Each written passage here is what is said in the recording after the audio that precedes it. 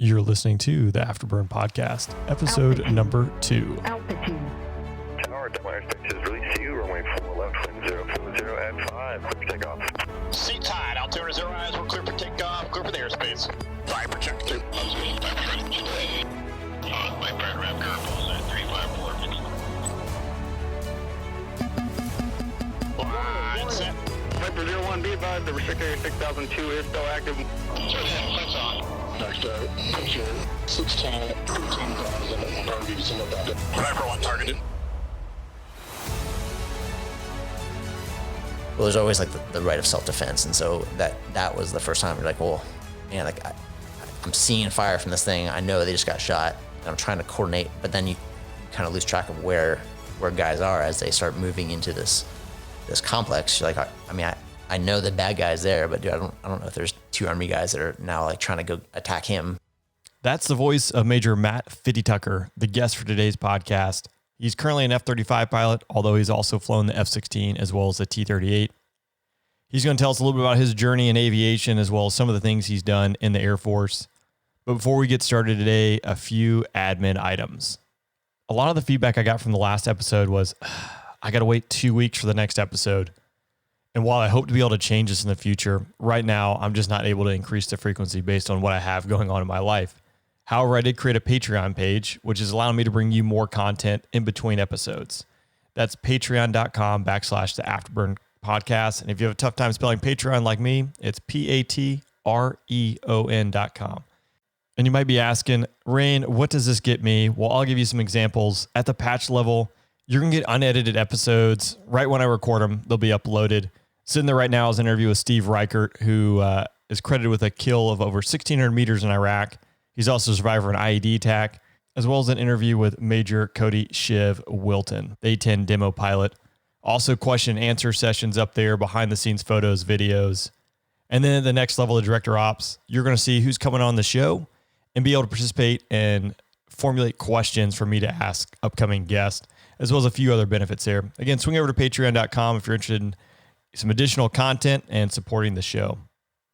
I also like to thank, again, Matt Jolly over at warbirdradio.com, where this podcast is hosted, and then Jello over the Fighter Pilot Podcast. Both those individuals have been a huge help for me, and I encourage you to go over and check out their content. And last but not least, I'd like to thank the sponsor for this episode, Wingman Watch. Go over to wingmanwatch.com, and you can start building your group's custom watch today. It's a veteran-owned company, and everything is built right here in the good old US of A, with Swiss movements and at a fraction of the price you would pay for some other watches out there. I love my watches. Highly encourage you to swing over to wingmanwatch.com. If you find something you like that's already on there, you can use the code RAIN10, that's RAIN10, and receive 10% off your order. Well, I think that's enough of the admin stuff and time to get after the podcast. I got my good buddy Matt Fitty sitting here. F-35 pilot. He's flown the F-16. He's flown the T-38. He's done a lot of stuff in the Air Force, and it's going to be exciting to hear about his journey. So with that being said, Matt, or Fitty, let's get rolling. I already mentioned a little bit about what you've flown so far, but can you tell us where your Air Force journey started and what that looked like? So I went to school, University of Florida, did ROTC there. I basically went to college not sure what I was going to do. I wasn't really convinced that Air Force was the way, and then decided I was not ready to sit behind a desk and do a different job. So gave ROTC a shot. From there, I got a pilot training slot and I went to Vance Air Force Base, so old Enid, Oklahoma. Went to pilot training. My first assignment, like you, was a FAPE, so first assignment instructor pilot. So I got the opportunity to save my life on a daily basis. From there, went to go fly F-16s in Fort Worth, Texas. So it was a cool opportunity where they call it the TFI, the Total Force Integration. So there's like me plus about 8 other active duty guys that are plugged into reserve unit. So we were on a Navy base in the middle of Texas, which is all sorts of messed up. So an Air Force unit on a Navy base in the middle of Texas, where they would still say "Welcome aboard" every time you drove through the gate. I was trying to figure out where the ship was in Fort Worth, Texas. With them, we deployed to Afghanistan. A little bit different than probably your experience deployment. So out of a 6-month deployment, we rainbowed, they call it, with the Homestead unit from Miami, Florida. So really, we were only responsible for about 3 months of that deployment, which is pretty sweet. And then of the active duty guys did 3 months. The reservists only did about 6 weeks. So it was kind of like a hardship TDY. I went to go fly F-35s after that. So I was pretty convinced that Korea was the path. We'd already kind of picked out houses and figured out how Mandy and the kids were going to, do a year without me. But totally lucked out and landed the F-35 assignment down in Florida. So we're a schoolhouse down there teaching mostly, they call them TX students, so the transition students. So guys like you and I that previously flew a different fighter and then went to go fly F-35s. We just started recently with our initial B course. So we have the first class going through now, but it's mostly these TX guys, so experienced fighters, fighter pilots that go to fly Hill or ILSM. We've done a good job, I think, as a community to kind of break the mold and kind of develop our own like F-35 culture, if you will. And I've heard like the 35 community has done a pretty good job of, guys are like, they won't tie on to like, well, in the A-10 we did this, or in the Viper we did this. They've embraced it. So I know that, hats off, like that's got to be a challenge in itself, just to kind of break that mold and figure out how do you fight with this plane. Yeah, it is. And I think we probably learned a lot from the Raptor community. And we kind of knew that, I think, as it started. And you could see it. Early on, there was, the Strike Eagle community, there's the Viper community. And we have a lot of Viper dudes that kind of, I think, early on. But yeah, I think generally everyone usually gets ridiculed when you say something like, well, in the Viper we did this, or, everyone's like, oh, really? Are you a Viper pilot? Or are you a F-35 pilot? So, I think for the most part, we've done pretty good. And I think that the next challenge there was, and we can talk more in detail, but the way the F-35 was brought up, so that the operational test was running concurrently with developmental tests. So as opposed to like previous platforms where they would develop a jet entirely and then kick it to the operational test guys to build tactics on it, we were kind of doing things at the same time. So what that led to is there was almost like a way Eglin did it, a way Hill did it, a way Luke was doing it. And so we kind of had these different islands, which we've got past now. I think part of that was we didn't have a full up weapons school that was stood up yet. They're still kind of figuring that out as well. So once we've established the weapons school where all the tactics kind of fall from, it got everyone as best we could, I think, on the same page. And we're starting to see the blend. So the blend of the culture, the backgrounds, as well as the blending of different bases on kind of like everyone had their own islands of how they did stuff. Which is a good point, because the F-35 got a lot of bad press in the beginning. It still gets some bad press because people want to compare it to the A-10 and doing close air support. And obviously that is not the mission of the F-35. It can do it, but yeah, absolutely. We need to go kick down the door in some bad places. But do you think the fact that those two ran concurrently, the operational test as well as the developmental test, is that why it got bad press, or what factors went into that? I think so. I think, and part of it too is the fact that this plane grew up in like the social media era, where everything was published on a daily basis. Everyone had their own, whether it was like Aviation News Weekly, or everyone had their own kind of like spin on trying to get the latest and greatest on what the F-35 was. And whether you're talking to a developmental test pilot, which was still the F-35 stuff, or you're talking to the operational dudes, you got two totally different stories on where the plane was. Like there's the story came out for a while about how, a 2-bag Viper with tanks on it, whooped an F-35, when really the background behind the story, was they were developing the flight controls, and like that F-35 was not full up, we'll call it. It wasn't totally unlocked with all the flight control logic. So they're still running a test on it. Like, of course, like the jet wasn't ready, and it wasn't the goal of that flight wasn't to show off how well the F-35 could do it. They were developing the flight control tests and going through that. So it's been a lot of early on, a lot of press, especially when you go TDYs or go different places. Like everyone wants to ask questions like, why does this thing suck? Why doesn't it do what it says it can do? Like, well, it depends where your source is coming from. Like, have you talked to an F-35 pilot? Have you talked to the guys that are doing it? Or are you just reading what some Joe Schmo's opinion of, what it is? So, correct me if I'm wrong, but like the Raptor, when we got the F-22, we got the F-16, this is a fully operational, capable plane.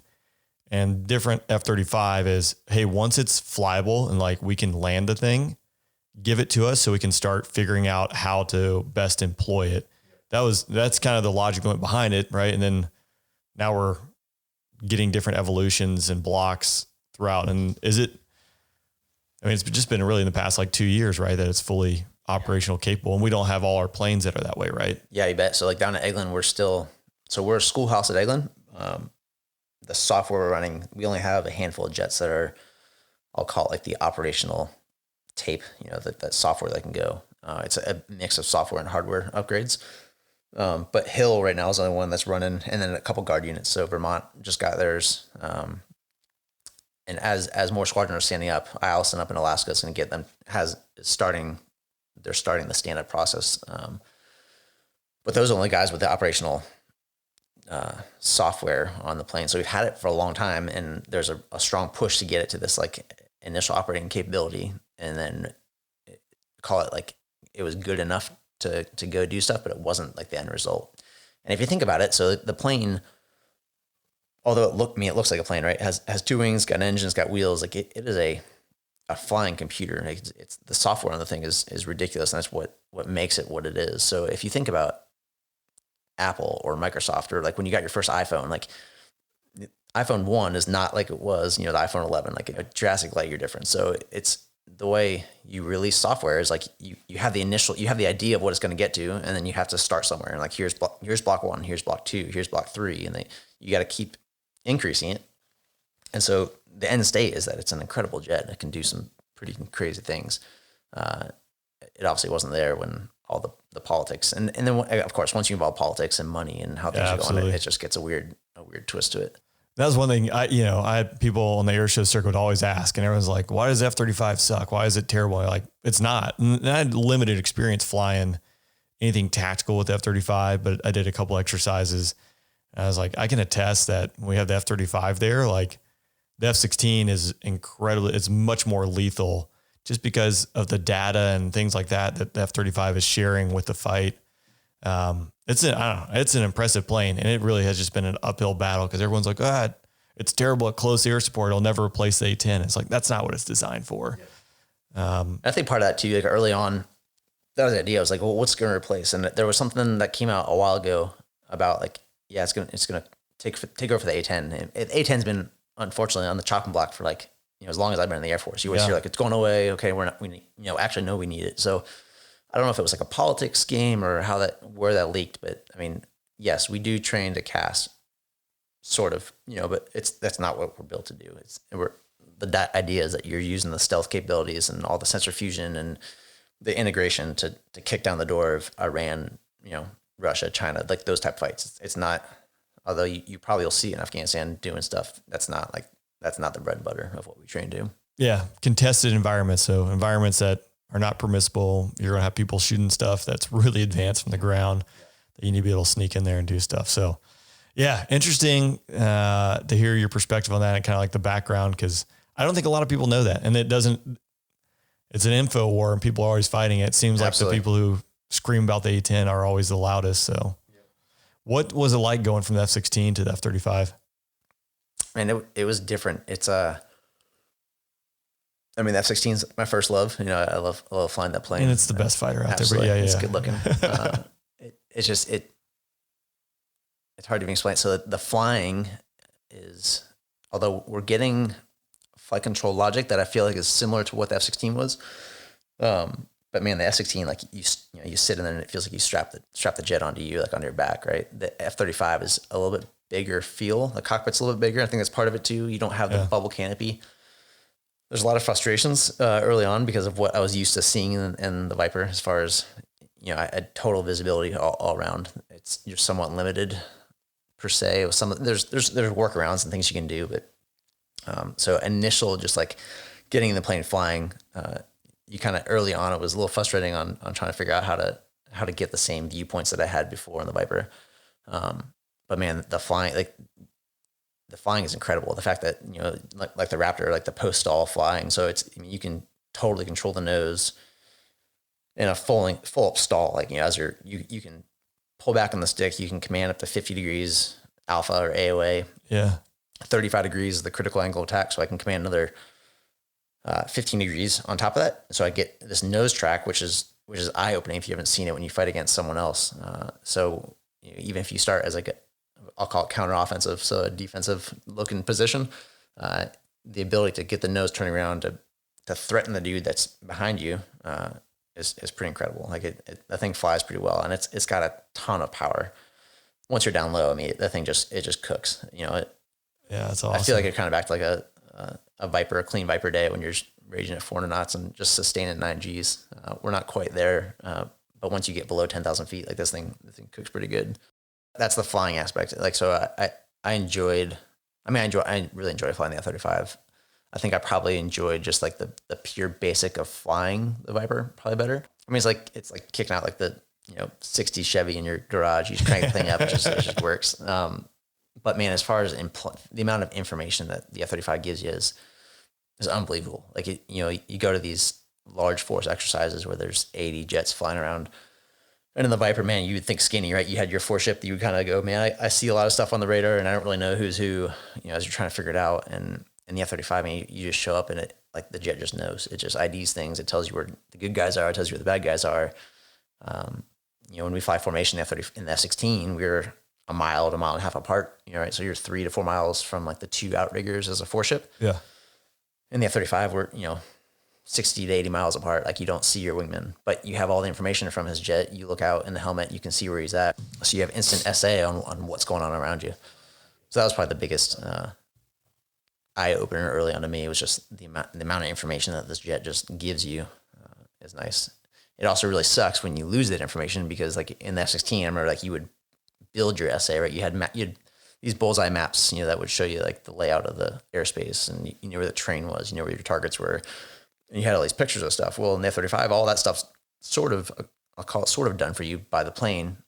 So you don't have to spend as much brain bites building this mental picture of where things are.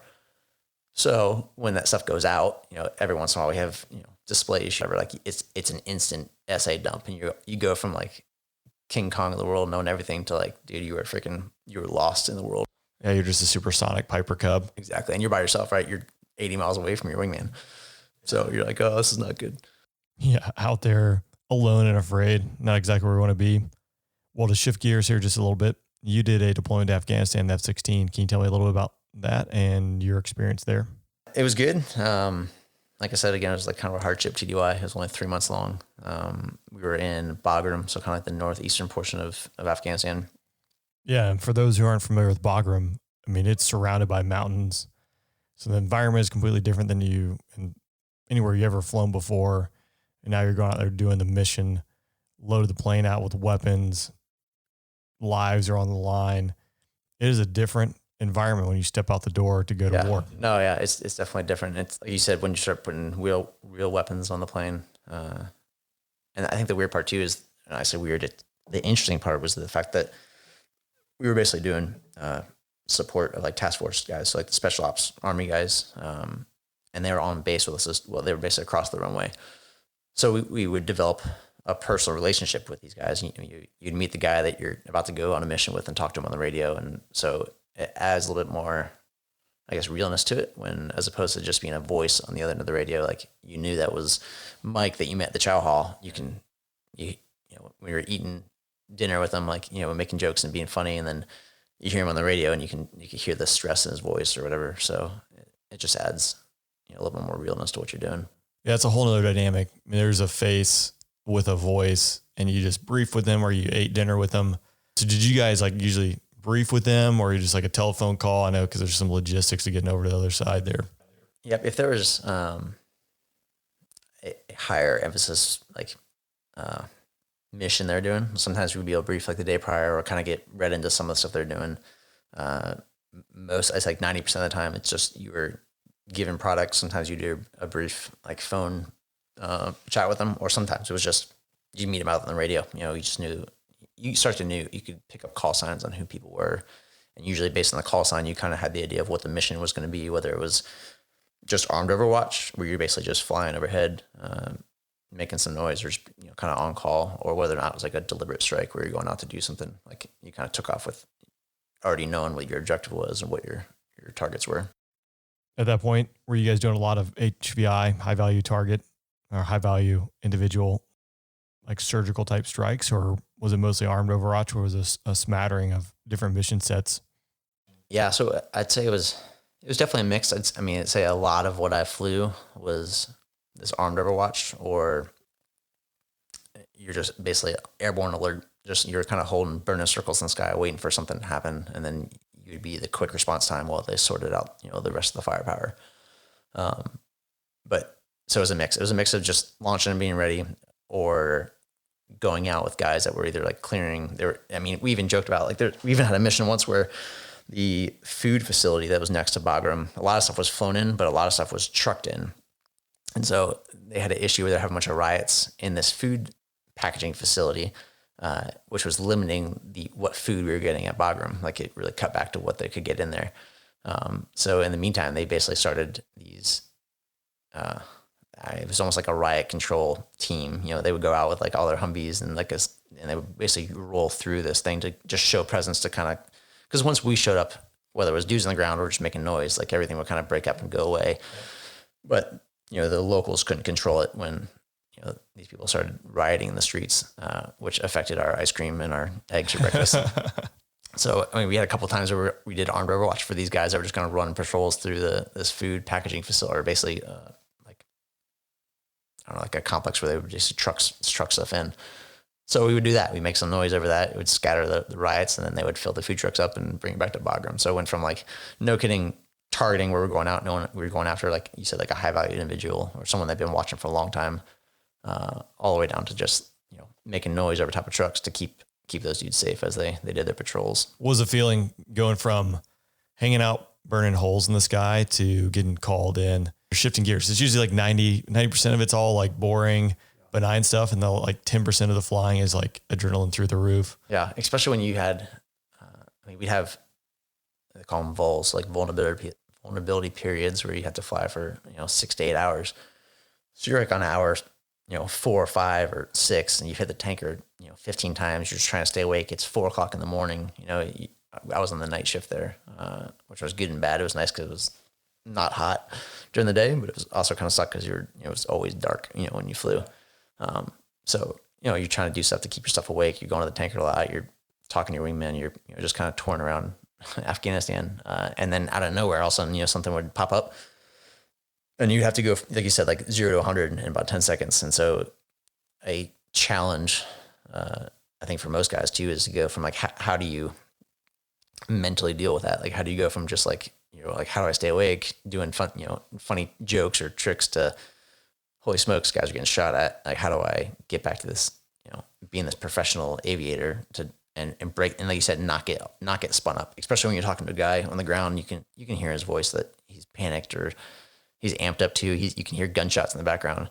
And then you have to find a way to be that voice of reason in the air and kind of slow things down. Those guys are pretty good at what they do in the ground, but sometimes they're getting shot at and they don't know where from, and they're calling for airstrikes and they want you to freaking blow everything up. And if you step back from it and go, that's probably not the smartest thing. We probably need to, how do I support him, but not also, just demolish a bunch of civilians and, other stuff in the process. So it was interesting, like kind of mental gymnastics on how you go from like being tired, being, just quiet night to all of a sudden like, holy smokes, we're in the middle of a firefight. How do I objectively like calm this guy down, give him the firepower he wants and not, do stuff that we shouldn't be doing. Even just getting to where you need to go, like that's a challenge in itself, right? Yeah. You mean like around the country? Yeah, around the country, and like finding out once you get a retasking, like who are you talking to? How are you getting there? Yeah. Who else is there? I mean, there's a lot that goes into that, right? Yep. Because and that we saw, like we would also sit alert on the ground. So depending on what was going on that night, you could be like on a 15-minute alert or a 30-minute alert or an hour alert. And that was just basically your response time from when you get the call to when you should be airborne. So if you're on like an hour alert was kind of more chill. You could not be dressed and ready to go because an hour is kind of the normal pace to go take off. But once you get into like the 30 minutes or 15-minute alert, you're dressed, ready to go. They literally, we had a cowbell in the squadron. So you get a phone call and like the guy sitting at the desk would start ringing the cowbell. And that was your signal to, and it was literally, you'd run to the jets, you get it started as fast as you could. And, you'd have to, it was simple stuff like you had to make sure you're strapped in before you took off. Like you're so amped up that you'd forget to do stupid stuff. And then you have to fly across the country, with the speed of heat, find the tanker somewhere. And then, like you said, go through all like who am I talking to? And you can't just go rage into the middle of this fight. There's usually guys in the stack above you, whether there's Predator or UAVs or helicopters down low. And so you had to like really pause for a minute, go, okay, like, the whole, cliche, like, slow is smooth, smooth is fast. Like you have to slow things down, because otherwise you're just going to totally, hurt someone or yourself. So like you said, like trying to figure out, what radio frequency do I get on, which is huge to me. You can be watching the fight and not know where he's talking to, and whether it's secure radios or if you're on SATCOM or, all that stuff, and then try to figure out who's above you, who's below you.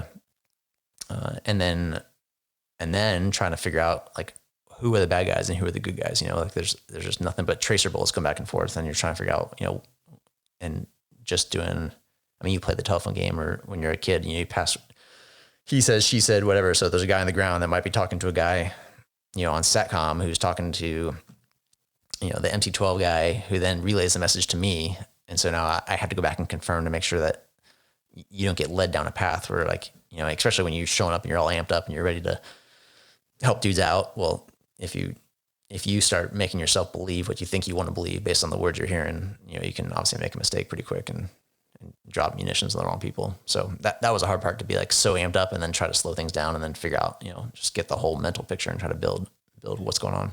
Yeah. So how do you think you get to the point where you're able to go from basically idle, even though you're cruising around 300 knots, to running 1,000,000 miles an hour, thrown into a firefight, able to orient and figure out what needs to be done and how you can affect the fight? Because it's not just combat where that's applicable. I think that skill set at its core is applicable to most people, being able to orient into a situation that's dynamic and challenging. Yeah, the training aspect is huge. I think in general, we do a pretty good job of, when we get spun up for deployments, like doing exactly, just repetition of the same stuff over and over again. And then at least for us, especially in Fort Worth, we had a lot of really experienced dudes. Most of them are reservists that have been doing this for 20 years. So I really hung, I guess, my tactics and my skills on stories I heard from the guys that went before me, or even guys that were there with us that had done it before. So you really kind of lean on those guys and you listen to their pacing and how they do stuff. Like, when we showed up, we did a lot of training, but then I showed up day one to Afghanistan. I'm like, here, my first deployment, that was my first time out of the U.S., besides going to the Bahamas as a kid. Yeah. So it's a lot going on. And so like you're all amped up and you're ready to go. And then you start, I think probably one of the biggest lessons is like, never miss an opportunity to shut your mouth, and so you kind of show up there and you have to know, like, yes, I want to be at the top of my game, and I have to believe in my mind that, I'm the best pilot in the world, doing what I'm doing. But you have to know that you have to be ready to absorb and listen to people who have gone before you and, done it before, and just kind of watch their flow and watch how things go. And you spend a little bit of time observing, and then you kind of slowly start feeding your own techniques in there. And then eventually, you're pretty confident in what you're doing. But I think that's probably translatable to any job you go to. If you kick in the door day one thinking you know everything, like you're probably setting yourself up for, fall on your face.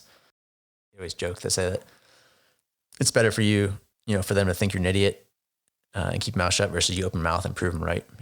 So I love that.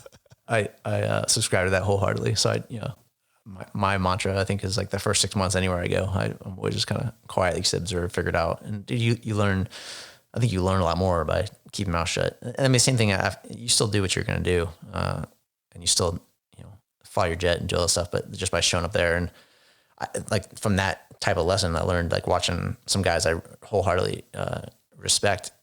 I was flying as their wingman, and, here I am thinking, like, man, we're going to go drop bombs. We're going to do this, and I'm ready to go. And, this guy is like slowly going stuff. I'm like, what? Like, how is he not ready? Like, I know where people are. I know stuff. And, and I remember that I think it was the first or second time we dropped bombs over there. Obviously, that's my first time dropping bombs in hate. And we check in, and, man, I'm ready to go. And I think I have the whole thing doped out. Like, I've done this 100 times in training.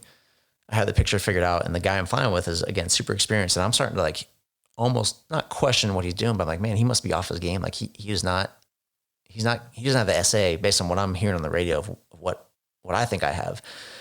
But because I've shot myself in the foot before, I kind of keep my mouth shut for a minute, and we do a couple more laps around the circle as we sort things out. And the way the guy on the ground was describing the target to us, I was locked onto a whole different area. And so, like, and it was one of those things, like, I was led down a path where, like, the way he was saying things, I saw something outside versus, like, they teach you to, like, kind of build the picture in your mind and then use confirming comm. So like I go, okay, you talked about this 4-way intersection. And then I'll say, okay, I see the 4-way intersection, and on the northeast corner, I see this building that looks like the letter H.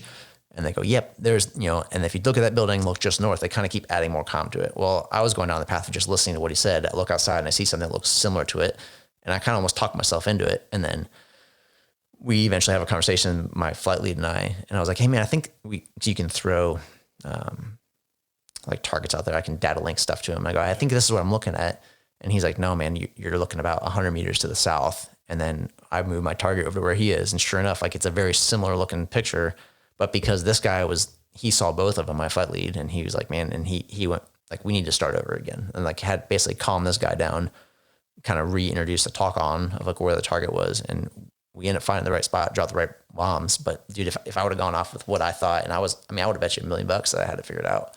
So I think that was kind of like my first waking up to going like, man, I need to slow things down when I show up here and not just bite off on the first thing I see just because I'm amped up, Yeah, absolutely. Did the same thing. Like target talk-ons are challenging. It's an art form, building the puzzle by not giving all the answers and making sure you're both are seeing the same thing, because that's like the worst thing in the world that could possibly do is put ordnance down in the wrong spot and kill someone who didn't need to be killed. Yeah. Yeah. You ever sport any troops in contact or? We did. We had a couple times where we would launch, and a lot of times we call it like, the escalation of force. So the whole goal wasn't to drop bombs on every single person that, caused issues or whatever. So a lot of times we would show up. We had a couple like early on troops in contact where they were, yes, in contact and trading bullets back and forth, but the guys talking on the radio didn't feel super threatened. I guess they weren't being overtaken from all over. They're just kind of like, hey, we got to get through this way, and we can't get past them because they set up a roadblock or said whatever. And so they traded some shots back and forth. The Army dudes, especially the Afghan National Army, they back up a little bit. And so we'd show up, and then so, step one was to make some noise. And so he would leave a wingman up high that was kind of tracking where the bad guys were, we'll call them. And then your wingman would either kind of extend out, he'd run away 10 miles, would drop down low, and then just, haul the mail across, just even air shows like you did. You make, your surprise attack where you're kind of looking, you see the jet first, and then like the noise freaking, rattles your brain. Yeah. So you do that a couple times, and usually that was enough to scatter them. Or you would do that and you'd drop some flares, and depending how low you go, you'd have this like flare bucket that'd be bouncing down the street, just spraying white phosphorus everywhere. And then from then you would, maybe shoot the gun off in the distance, to show them that you're ready to employ, and then maybe drop a bomb or do something else. And then worst cases, then you would employ, if it had to go that way. So most of the time we'd show up and we'd do these like shows of forces, and that was usually enough to scatter them. Usually it was a somewhat disorganized group of fighters, whether it was ISIS or just local, resistance, I guess you call it. I guess the biggest troops in contact we had was one that lasted it basically started with a mission that the task force dudes were going off, and it was there up in like the northeast corner of Afghanistan. Anyway, so it's a pretty harsh area. So a lot of terrain, a lot of mountains. And do these, the fighters there, the Taliban, whatever it is that were fighting ISIS, is that they're some hardened people, man. They're probably walking barefoot. They've been in this 10,000 plus altitude their whole life. That's their home. That's what they're used to fighting. So there's some stuff they were doing over there. On day one, they dropped a bunch of leaflets going like, hey, we're about to do some raids over here. If you're not part of ISIS, you probably should leave. And then day two, they go out and they start doing the clearing that they do. So we had some guys that were like either on call, and so I was one of the first groups that was airborne waiting. So as things start kicking off, they start kicking down doors and doing the things they're doing. Part because, it was a heavily infested, I'll call it ISIS area or ISIL, similar stuff, but they were somewhat ready for it. They had somewhat fortified gun posts. They had sort of things. So early on, the Army guys started their press. They got some resistance, so they backed off, and then we kind of leveled a couple things, early on. So call again, troops in contact was kind of expected. We already had pre-planned target areas that we were going to drop on. But then stuff kicks off, and then again, you start hearing like the dudes you had lunch with or dinner with, and like you heard the story about his, what his wife's name is, how many kids he has, and like you hear him on the radio and you hear him screaming. A couple guys got shot. So we started working through, it quickly went from like, we're kicking ass and moving forward. Like, holy smokes, there's a couple of young dudes that just got shot. Cause now we're talking about medevacs and escorting the helicopters in and clearing out areas. So that was probably the most amped up I was for the deployment was that particular, like, and it went on for a day or two because we would, rotate through and send more fighters out. We would go back and either reload the jets or send, another crew out there. But working through hearing those guys, hearing the progression of them, coming in contact, taking fire, getting shot, and then it becomes real. And it's like, again, back to like, you got to fall back to your training. You got to calm down. You got to be the voice of reason, if you will. And a lot of times there's all these ROEs, right? The rules of engagement on like what you can drop on, how you can drop on it, who has to approve it. Well, there's always like the right of self-defense. And so that was the first time we're like, well, man, like I'm seeing fire from this thing. I know they just got shot and I'm trying to coordinate, but then you kind of lose track of where guys are as they start moving into this complex. You're like, I know the bad guy's there, but dude, I don't know if there's 2 Army guys that are now like trying to go attack him, and I don't want to drop a bomb. But yeah, I got the freaking bad dude. Well, he also took out like 4 good guys. So that process, and then just going through, just doing your job, right? You're showing up there, you're making noise, you're dropping bombs when they ask for it, and then you're trying to interject the most you can with the amount of essay you have. And then the challenging part was, once you're out of weapons or out of, you dropped, you only carry a handful of, depending on what you're carrying on the jet. But we dropped all our bombs. And then you kind of feel helpless. Like you're like, I want to stay, even though, the alert crew just launched. You do a quick handoff with those guys, they're fresh dudes ready to go, full of weapons. And it's kind of weird. Like the job's not done. And it was kind of a weird thing. Like, you don't want to leave because you've almost built this relationship over the past hour while these guys are fighting. And now you're like, well, I'm not ready to go home yet. I still want to help, knowing that you really can't do anything. So you don't have your weapons left, and you're running low on gas. You're trying to find a tanker, and you're really just more of a hindrance at this point than help. And you feel like you have like a vested interest in it. Like you were there when they started it, and you want to. It's a weird. It's just something you learn to get over. You got to get over yourself. And the whole Afghanistan thing is, I think part of that too. Talking to this young kid who was trying to say thanks to me, when you think of it like a customer support type relationship, like I am just a support asset, right? Yeah. Flying a multi-million-dollar jet with weapons on it. And granted, I love it, but I am not the objective. Like what I was doing was not, it was what those guys were doing on the ground. And I literally, like, they were the customer, and I was just there to support what he needed and what he wanted. So if you kind of go with that mindset, just remember that, every mission is different. Sometimes you are the mission, but a lot of times we're not. And so I think if you have the mentality of knowing where you kind of fit in the grand scheme of things, it helps you kind of get through, whatever internal battles you might have. Yeah, absolutely. You gotta know where you fit and how, like, everyone's a key player, and without it, the team can't get the job done. But sometimes you're not the tip of the spear, even if you're sitting in a F-16 or F-35. Sometimes you are. It just depends. Absolutely. So, Fitty, I'd like to shift gears here just for a minute. I solicited for questions on Instagram. It was inundated with responses to the point where I don't have the bandwidth again at this point to answer all the questions. But what I want to do is incorporate a lot of those questions in guest sessions. You're the first one. This is just going to be kind of a sample of what's available on Patreon, because that's really where the meat of this is going to go.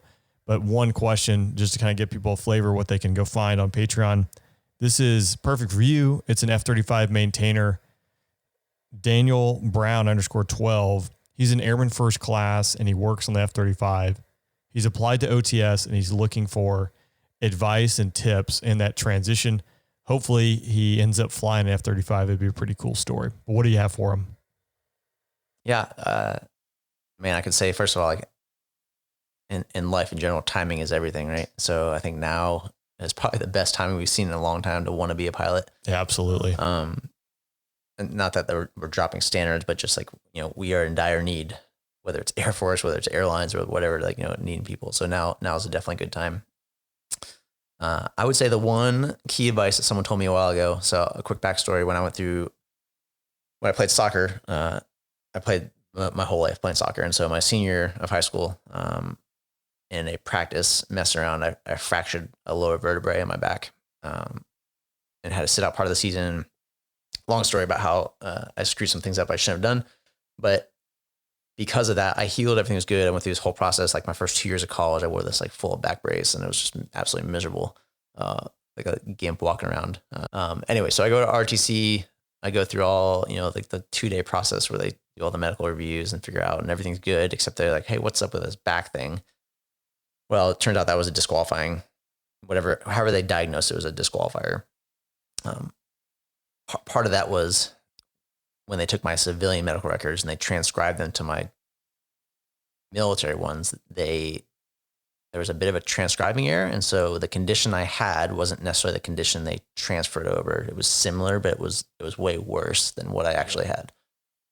So because of that, they went through all this waiver process, and I ultimately got denied. Like, you cannot fly, like you're disqualified. And it was almost to the point where like I was disqualified from even commissioning the Air Force. And this is like my junior year when I'm expecting to get my pilot slot and do all this stuff. So it was kind of crushing early on. And I got to the point where like, man, I don't know what I'm going to do. Like, I've already like fully committed to this, that, I'm not going to be a business major anymore. I want to fly. I want to do this.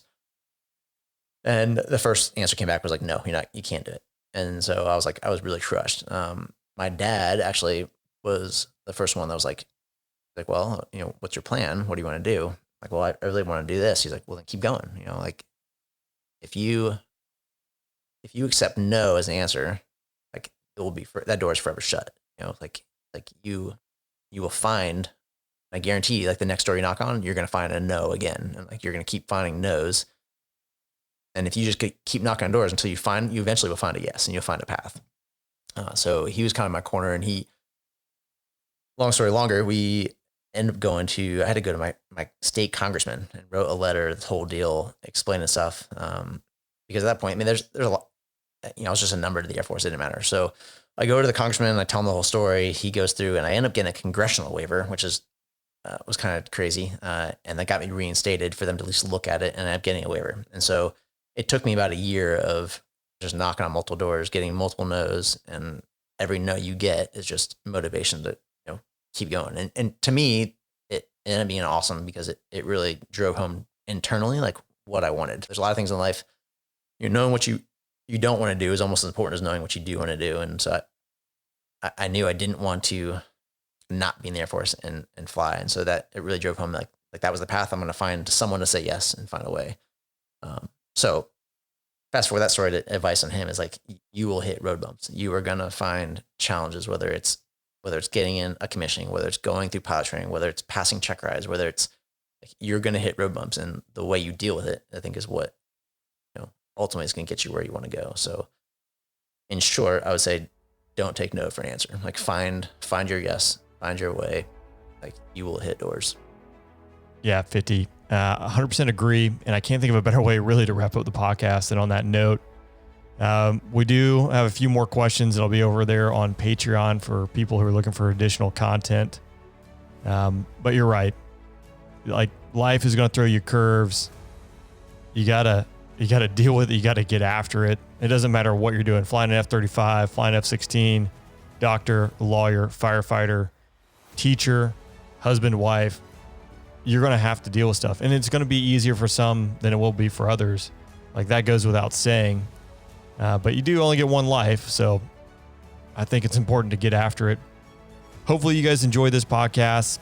Again, hit the subscribe button. Leave me a review there. That definitely helps me out. Lets me know to keep doing this thing, or man, maybe I should wrap it up. But if you're looking for more content, again, go check out Patreon. A lot of stuff up there. And I'll see you again in 2 weeks. Until then, don't bring a week.